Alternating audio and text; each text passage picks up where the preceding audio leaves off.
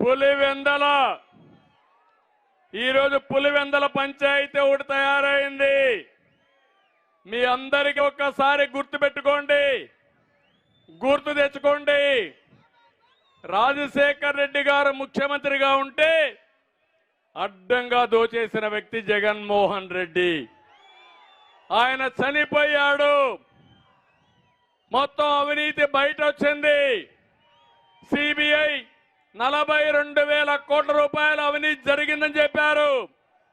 ఆ సమయంలో తప్పించుకోవడానికి కేసుల నుంచి చనిపోయిన తండ్రి పైన కేసు పెట్టుకోండి, నాకు సంబంధం లేదని ఎఫ్ఐఆర్ వేసుకోమని చెప్పిన వ్యక్తి ఈ జగన్మోహన్ రెడ్డి. అవునా కాదా అని మిమ్మల్ని అడుగుతున్నా.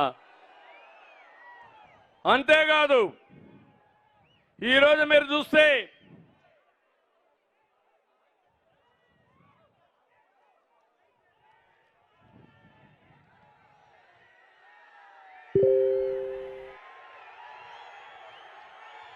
మీరందరూ ఒకసారి ఆలోచించండి. ఈ విషయం కొంత సీరియస్ గా అందరం ఆలోచించాల్సిన అవసరం ఉంది.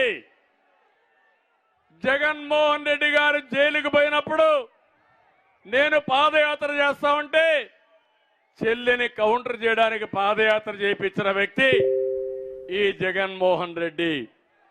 2019 ఎన్నికల ముందు బాబాయిని గొడ్డలతో ఎవరు చంపారు తమ్ముళ్ళు అని మిమ్మల్ని అడుగుతున్నా. సానుభూతి ఎవరికి వచ్చిందని నేను అడుగుతున్నా. కోడికత్తి సీను జ్ఞాపకం ఉందా అని నేను అడుగుతున్నా.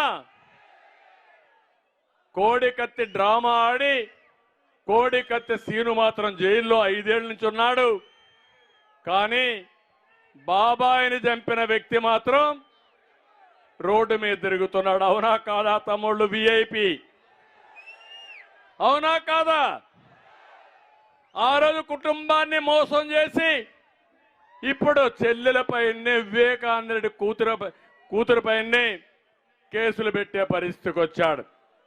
ఇప్పుడు మీరు చూడండి, చెల్లెలు తిరగబడింది. ఆస్తిలో వాటాలు పంపకం సరిగా జరగలేదు. దీనిపైన అడిగితే ఇవ్వను పొమ్మన్నాడు.